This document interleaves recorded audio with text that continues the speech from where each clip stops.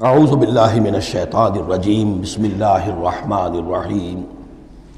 ثم ارسلنا موسیٰ واخاہ ہارون بآیاتنا وسلطان مبین الی فرعون وملئہ، پھر ہم نے بھیجا موسیٰ اور اس کے بھائی ہارون کو اپنی نشانیوں کے ساتھ اور کھلی اور روشن سند کے ساتھ فرعون اور اس کے سرداروں کی طرف، فاستکبروا وکانوا قوما عالین، تو انہوں نے استکبار کیا، گھمنڈ کیا، تکبر کیا، اور وہ بڑے سرکش لوگ تھے۔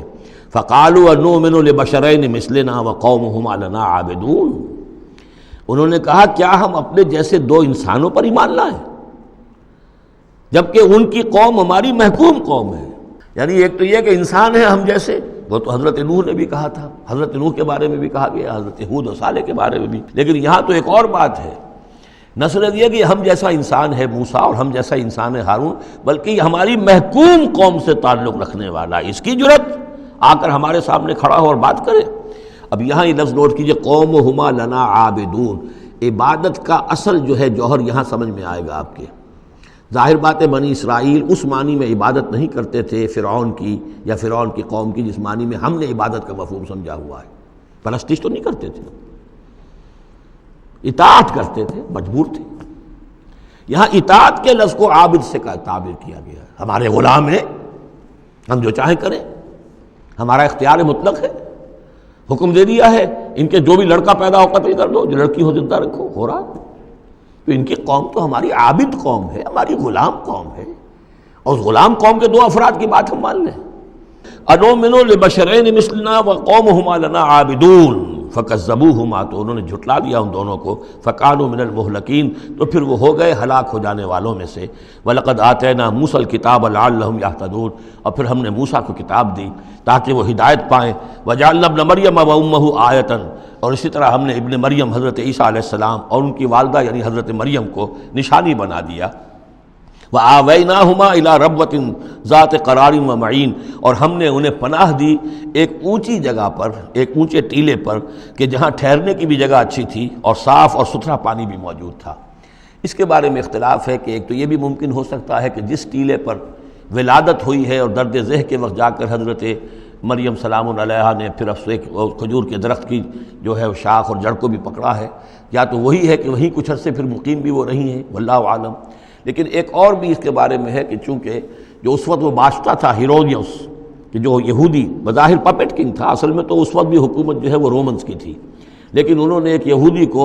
برائے نام وہاں بادشاہ بنایا ہوا تھا۔ ایک نظام تھا آٹونومس، جیسے ہمارے ہاں انگریز کے زمانے میں راجے مہاراجے تھے یا یہ نواب تھے، نواب بہاولپور اور نواب فلاں کے،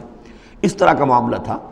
تو وہاں اس شخص کو یہ خواب آ گیا تھا کہ ایک بچہ پیدا ہونے والا ہے کہ جو تمہاری لیے بہت ہلاکت کا موجب ہوگا، تو اس نے بھی حکم یہی دے دیا تھا کہ اب یہ کہ جو بھی کوئی بچہ پیدا ہو ان دنوں کے اندر، کیونکہ نجومیوں نے یہ خبر دی تھی، تو وہ سب کو قتل کر دیا جائے۔ تو حضرت مریم اپنے بچے حضرت عیسیٰ کو لے کر پھر مصر چلی گئی، اور تقریباً 10-12 سال کی عمر جب ہوئی ہے حضرت عیسیٰ علیہ السلام کی، تب پھر وہ واپس آئی ہیں، جبکہ اس کنگ کا بھی، اس بادشاہ کا بھی انتقال ہو چکا تھا، تب پھر وہ واپس آئی ہیں فلسطین میں۔ تو یہ چونکہ بائبل میں بھی ہے اور یہ بعض روایات میں بھی ہے، تو دونوں ہو سکتا ہے کہ وہاں مصر کو، وہاں کوئی اونچی جگہ پر اللہ تعالیٰ نے ان کے لیے جو جگہ بنائی ہو اس کی طرف اشارہ ہو۔ یا ایھا الرسل کلوا من الطیبات واعملوا صالحا، اب اتنے رسولوں کا ذکر کر کے فرمایا اے رسولو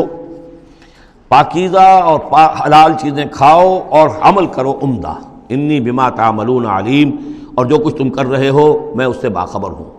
وَإِنَّ هَٰذِهِ أُمَّتُكُمْ أُمَّةً وَاحِدَةً، اور یہ تمہاری ایک ہی امت ہے، تم سب ایک ہی امت ہو۔ تمام انبیاء اور رسل، وہ 1.25 لاکھ ہوں، 313 رسول ہوں، جو بھی جن کا ذکر قرآن میں آ گیا، وہ بھی جن کا ذکر قرآن میں نہیں آیا۔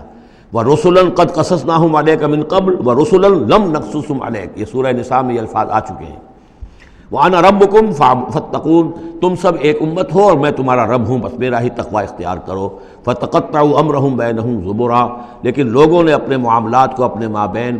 تقسیم کر لیا، ٹکڑے ٹکڑے کر لیا۔ اب یہ عیسائیت ہو گئی، یہ یہودیت ہو گئی، یہ فلانیت ہو گئی۔ کل حزب بما لدیہم فرحون، اور ہر گروہ جو ہے جو کچھ اس کے پاس ہے اس پر وہ اترا رہا ہے، خوش ہے، بس حق ہمارے پاس ہے، باقی سب باطل ہیں، یہ ایک خیال سب کو ہو گیا ہے۔ فذرہم فی غبرتہم حتی حین، تو اے نبی انہیں ذرا چھوڑے رکھیے، انہیں نظر انداز کیجئے، یہ اپنی اسی مدہوشی کے اندر رہیں ایک وقت معین تک۔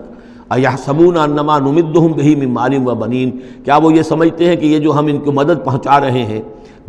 بیٹوں اور مال کی شکل میں، ہم جو دیے جا رہے ہیں ان قریش کے سرداروں کو، نُسَارِعُ لَهُم فِی الْخَیرَات، کیا وہ سمجھتے ہیں کہ ہم ان کے لیے بھلائی کے لیے کوشاں ہیں، ہم چاہتے ہیں کہ ان کی بھلائی ہو؟ یہ بھلائی نہیں ہے، بل لا یشعرون، وہ جانتے نہیں۔ 2 مرتبہ سورہ